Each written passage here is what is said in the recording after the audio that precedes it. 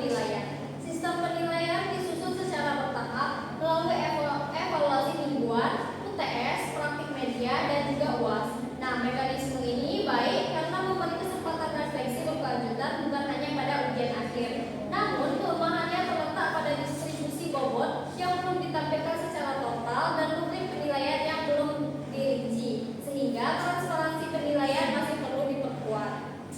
Jadi, kesimpulan, secara keseluruhan MPS ini sudah sistematis, relevan, dan mendukung kompetensi calon guru di sekolah dasar. Dengan penyempurnaan beberapa pada aspek penilaian, integrasi kurikulum, serta penguatan referensi, MPS ini akan menjadi pedoman pembelajaran yang lebih efektif, inovatif, dan sesuai kebutuhan zaman.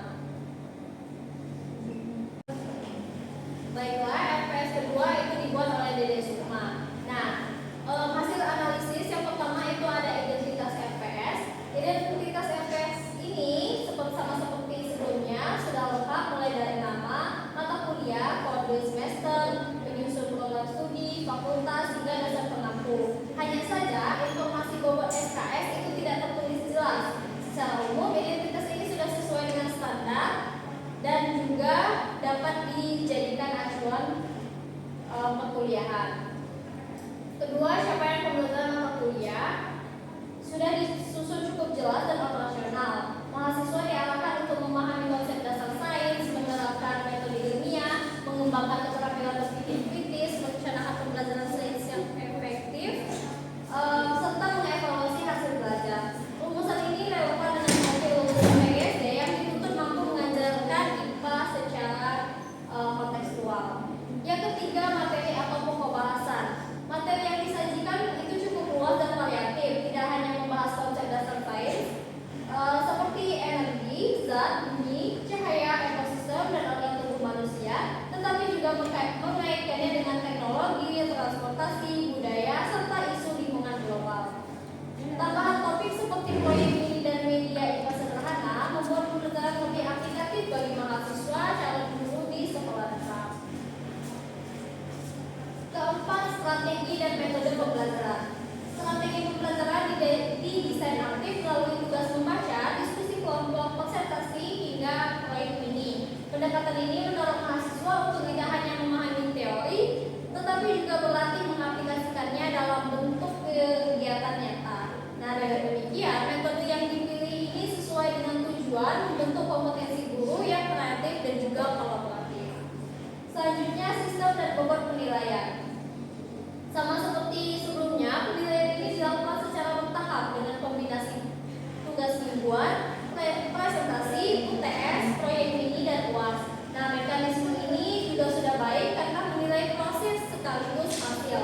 Namun, sama seperti yang dibuat Indah tadi, distribusi bobot penilaian ini belum ditunjukkan hingga total 100% dan rubrik penilaian belum rinci sehingga transparansi standar penilaian masih perlu diperbaiki.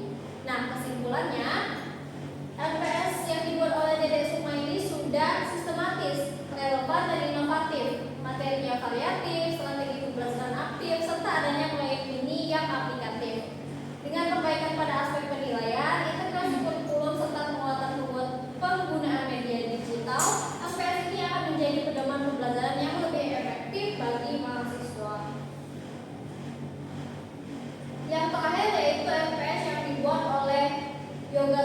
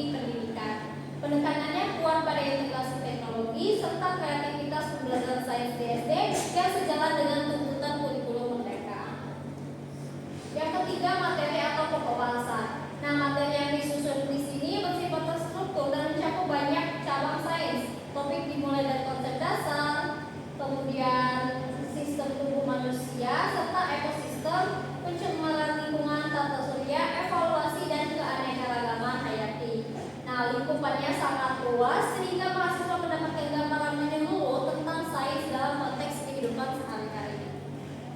Selanjutnya, strategi dan metode pembelajaran. Strategi pembelajaran yang dipilih ini berbasis student active learning dan konstruktivisme. Mahasiswa diarahkan untuk aktif melalui presentasi kelompok, penugasan, observasi, serta praktikum. Nah, metode ini menumbuhkan keterampilan observasi ilmiah dan juga aplikatif yang relevan dengan calon guru di sekolah dasar. Namun, sebagian